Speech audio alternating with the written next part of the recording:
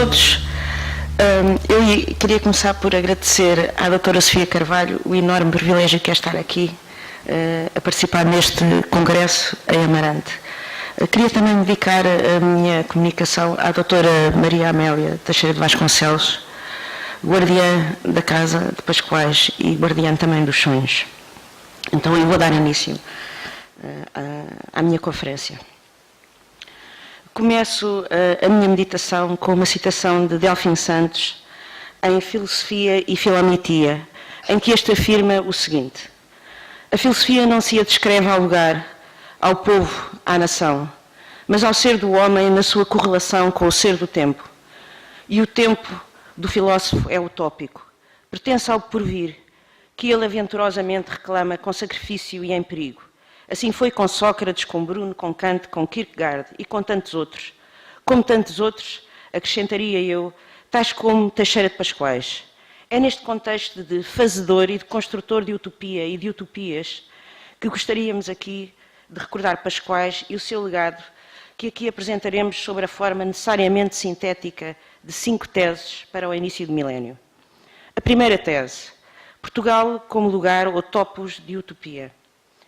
Cada movimento cultural abre um espaço específico de sentido dentro da cultura portuguesa e, no caso do saudosismo, esse lugar e esse tempo correspondem à abertura de um lugar de pertença, isto é, à abertura de um espaço de narrativa original e único de sentido para a cultura portuguesa, dentro da mundividência mais vasta da cultura universal.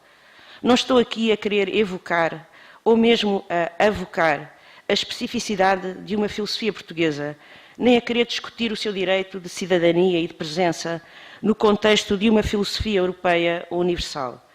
O que estou a querer dizer é que o saudosismo pascoalino, enquanto, segundo as suas próprias palavras, uma espécie de teoria de conhecimento racional e emotiva, produtor de sentido, e o seu criador, Pascoais, o poeta-filósofo, ou Pascoais, o filósofo, não surge, no dizer de Delfim Santos, como consequência direta da cultura do povo a que pertence, mas como seu opositor, como pregoeiro de novas e mais fecundas vias. E como tal, presta-se assim a obra de Pascoais à incompreensão e até à exclusão, ou uma divulgação porventura mais restritiva ou mesmo mais elitista.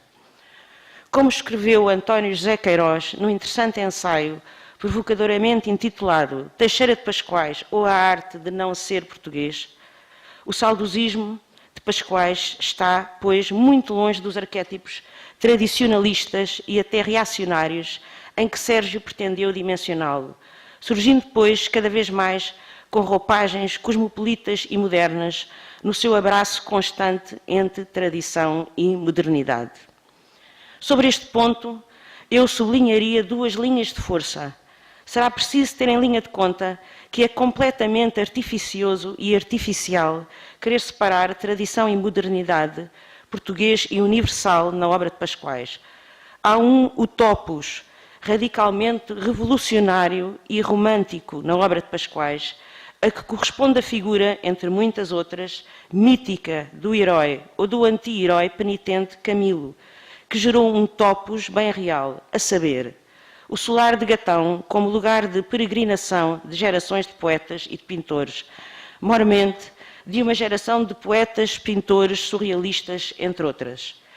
Importa sublinhá-lo, este topos manteve-se e intensificou-se mesmo após o falecimento de Pascoais, como se do saudosismo pascoalino brotasse também, não apenas uma tertúlia, mas um pagos, um ambiente intelectual e artístico, uma paisagem emocional, uma casa, não apenas do e para o ser e da poesia, mas um topos para ser poeticamente, não metafórico, não metafísico, mas real, uma espécie de Bloomsbury espiritual, chamemos-lhe assim, onde literalmente confluíram e se acolheram e se abrigaram autores, artistas, escritores, poetas, filósofos de várias latitudes, de forma contínua durante a vida e mesmo muito depois da vida terrena de Pascoais. Este espaço-tempo de realidade foi, e será que ainda é, real, no contexto político, artístico e cultural do início do século XX, prolongou-se durante os anos 60 e 70 como um espaço-tempo de surrealidade, ou de sobre-realidade, ou de realidade crítica alternativa. Terminamos, pois, a primeira tese com o solar de Gatão como lugar ou topos de acolhimento, com estas palavras que desejamos não proféticas de Mário Cesarini. Pascoais, aumentando até quase não se poder ver, até deixar de se ver. Segunda tese. O saudosismo entendido como uma ontologia. Há uma arte de ser e de não ser português, que é mais do que dialeticamente, dialogicamente universal. Aliás, sem esta dialogicidade universal e universalizante, não há nem ser português, nem como ser Portugal. Ser português é ser em relação, é ser em inclusão, é ser em mestiçagem e em transversalidade. É sobre isso que versam os textos dos tempos da mais acesa militância saudosista da revista Águia e que, de forma, aliás, recorrente e coerente, continuam a pontuar textos mais tardios, como as conferências pró-paz ou a Conferência da Saudade.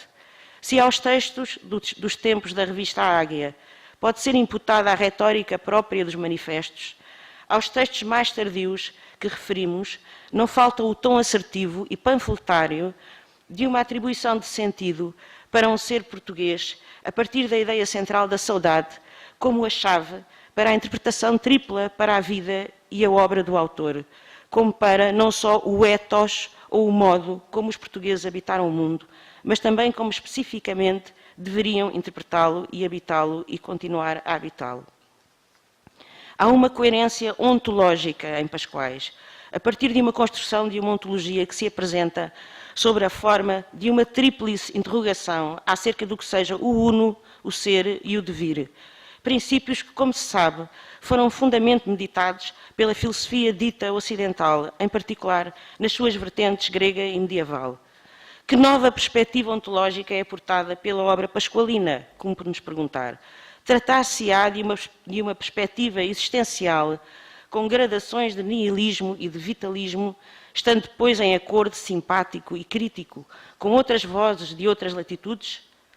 Gostaríamos aqui de sublinhar uma outra linha interpretativa possível, uma outra porta já aberta por Pessoa e que, segundo Eduardo Lourenço, se terá tornado quase num lugar comum, a porta do transcendentalismo panteísta português. Pessoa filia-o no romantismo alemão e inglês, dizendo que o romantismo nada é senão panteísmo.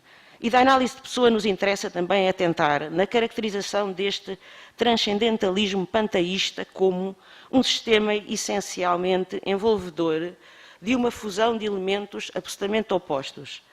Paradoxo entre materialismo e espiritualismo, uno e múltiplo, ou diversidade e unidade, sim e não, que na obra de Pascoais se presentificaria e revolveria e resolveria dialogicamente a cada página. A polémica sobre o sentido da vida preconiza já o princípio de excedência de cada ser mineral, vegetal ou animal cumprir a sua essência ou natureza, o que se consubstancia de duas formas: afirmar negando essa sua mesma condição e limite. Como? Vivendo em excesso, pensando e sentindo acima das suas possibilidades, sendo não a voz de, mas um ser que é uma voz que se doa em voz a todos os outros seres. Cada ser, por mínimo ou infinitamente pequeno que seja, é como a palavra mesmo que o nomeia, um ontos, um porquê e um para quê, uma ideia ser. Isto é, literalmente, um pathos logos. A matéria ou a natureza não é, pois, o outro do espírito, como pretendia Hegel, nem uma manifestação deste, e seguramente também não é maia ou ilusão à maneira budista, nem apenas mistério, mas antes a face visível de um mistério que comunitariamente todos os entes, filhos das árvores e da poalha estelar, habitam, cumprindo um fado que se recusa a delegar responsabilidade ontológica ou ethos em Cristo, mas antes pressupõe a santidade como forma específica de habitação humanizada, humanizante e comunitária, isto é, num ser que é para o outro. Santidade significa caridade, Diz Pascoais: a caridade é a alma das almas e o caminho que vai da terra para o céu, marcado pelas pegadas sangrentas de Jesus. Mas caridade, dizemos nós, significa excesso, míngua extrema, excesso extremo, à boa maneira modernista de Álvaro de Campos e de Sá Carneiro. E neste sentido, excessivo de autossacrifício, santidade ou caridade implica no limite ser anticristão porque de Jesus. Palavras de Pascoais em A Minha Cartilha. Este panteísmo pressupõe formas de animismo que funcionam literalmente como escadas de Jacob, de duplo sentido. Há quem e para além do cristianismo. Há quem e para além da metempsicose e da metensumatose gregas.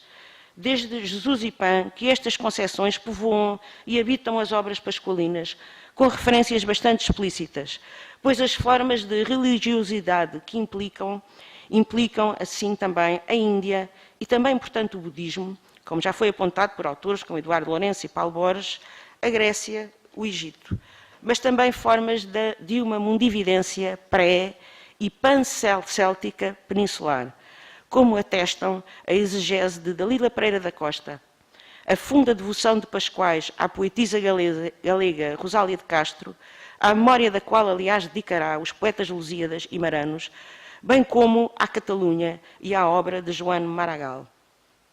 Como atesta também a sua estreita amizade e colaboração com Phileas Lebesgue, cujo nome está indissoluvelmente ligado ao renovar do panceltismo gaulês e ao druidismo.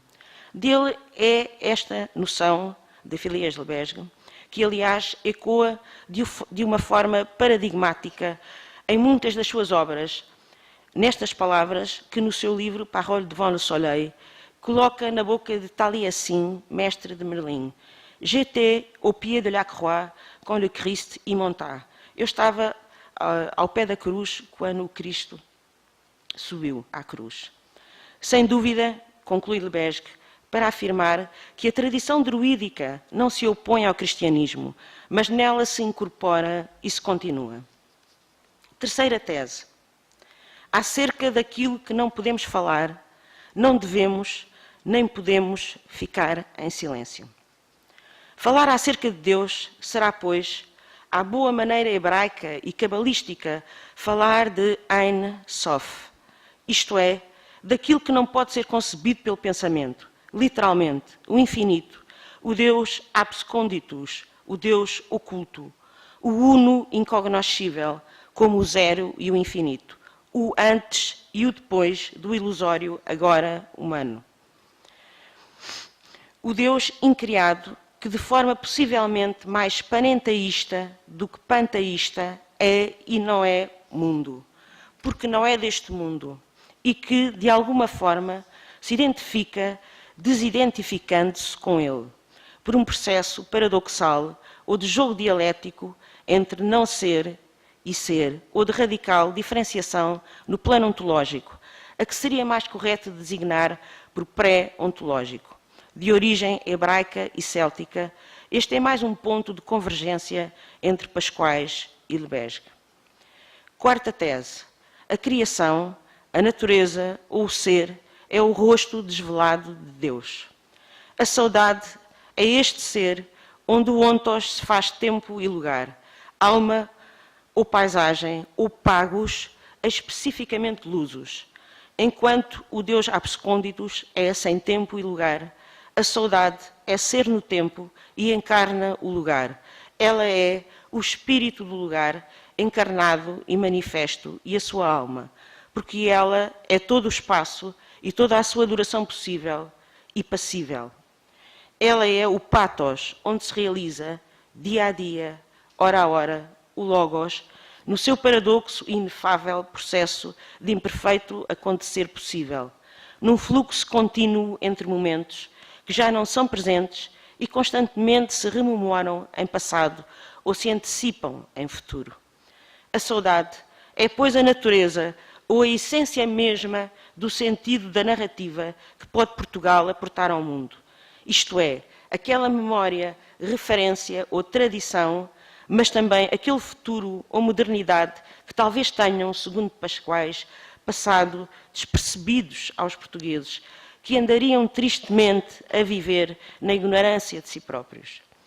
É preciso que se diga que esta tradição primordial, que constantemente encarna e habita na obra de Pascoais, é bem anterior à fundação da nacionalidade, como já vimos, e ao cristianismo em particular, e que esta modernidade futurante a que Pascoais constantemente alude também não é sua contemporânea. Diz Pascoais, renascer é regressar às fontes originárias da vida, mas para criar uma nova vida. Quinta tese, a deusa atlântica como o rosto do devir português. A obra de Pascoais está bem próxima dos trabalhos de muitos daqueles que meditaram sobre mitos e mitologias e empreenderam a construção de suas possíveis teorias explicativas sobre as designações de mitocrítica ou de mitoanálise, na demanda de uma arquetipologia geral dos mitos. Próxima no sentido desta interrogação, pode o imaginário pascoalino constituir-se como linha condutora de sentido filosófico, através precisamente da valorização ontológica da imagem e da imaginação? Como afirma Gilbert Durand, a imaginação é a faculdade do possível, a potência de contingência do futuro. Há um Pascoais para cada leitor, adverte-nos Pinheiranda Gomes, e prossegue afirmando, provido que este esteja e seja atento aos sinais, às anáforas e às interpelações. Terminamos, pois, com algumas destas anáforas e interpelações a que porventura pode corresponder a estrutura mítica e poligonal da tríade, sendo o não ser, ou o Deus absconditus, princípio hebraico, cabalístico e céltico. O 2, a saudade parturiente ou a deusa atlântica, princípio partenogenésico grego, na sua versão mediterrânica, a que corresponde o círculo urbórico do eterno retorno, e Lusíada, na sua versão arquetípica da saudade, a que corresponde a figura libertadora da espiral. E o 3, a irmandade comunitária, a imitação da Virgem da Saudade, que constitui o nosso ser aqui no mundo. Assim a descreveu Pascoais no início do século XX. E passo a citar. A tristeza lusitana é a névoa de uma religião, de uma filosofia e de um Estado, portanto. A nossa tristeza é uma mulher, e essa mulher é de origem divina e chama-se saudade. Mas a saudade, no seu alto e divino sentido, não é a saudade anedótica do fado e do garrete. Fim de citação. Esta entidade icónica, arquetípica e mítica é, continua Pascoais, e volto a citar, o amor carnal espiritualizado pela dor, ou o amor espiritual materializado pelo desejo. É o casamento do beijo com a lágrima. É Vênus e Maria numa só mulher. É a síntese do céu e da terra. Fim de citação. E, finalmente, assim a continuou Pascoais a descrever, quase 50 anos envolvidos sobre a polémica do saudosismo e sobre estes textos. A saudade seria então hoje, mais do que nunca, o devir ou o encontro entre passado e futuro neste nosso momentum europeu. E passo novamente a citar Pascoais. O distintivo da alma ou dessa dama que em nós vive, a saudade, dia a dia, hora a hora, e que é o nosso ethos Lusíada. E volto agora a citar Pascoais, numa situação que me é especialmente querida. A saudade é a deusa atlântica, não mediterrânica, não mediterrânea. Os iberos são atlânticos, esses refugiados do cataclismo que submergiu o célebre continente. Se a deusa mediterrânea é branca de mármore, em fundo azul, a deusa atlântica é sentimental e enovoada e tem, como as nébulas a milhões de anos-luz, o que quer que é de fabuloso. Mas o fabuloso está na nossa intimidade e assim vivemos em pleno reino da fábula, que nós somos antes de ser e depois de ser, ou ausentes no passado e no futuro, na lembrança e na esperança. Apenas somos presentes nos braços da nossa mãe.